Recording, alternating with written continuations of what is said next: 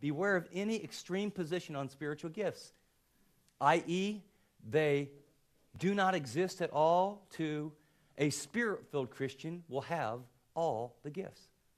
I've heard both. I've been in places where gifts don't exist. I'll tell you what, you find gifts, you find disunity and division, and people are arguing about them. There aren't any gifts. All the gifts are gone after the first century. I've heard people teach that. And on the other hand, I felt if you're spirit-filled, if you're really spirit-filled, whatever spirit-filled means, no one really knows. I think the Bible has a pretty good definition, but depending on what group, what background, that could mean you've been to Mars and back, or it could mean that you're really walking with the Lord in the Spirit. I don't know.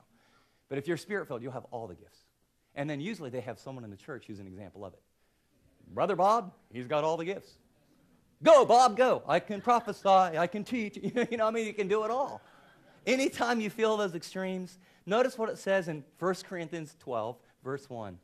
Now about spiritual gifts, brethren, I do not want you to be ignorant. You need to have understanding. We've studied in the last sessions together what spiritual gifts are.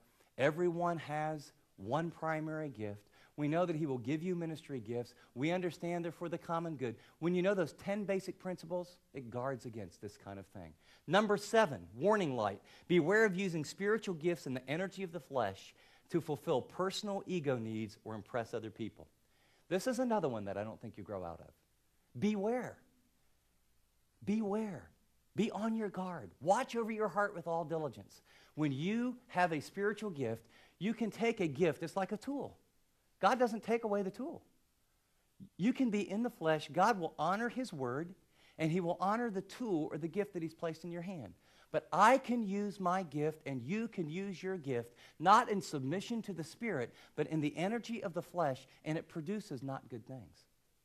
Now, you know what? It doesn't mean ministry won't happen.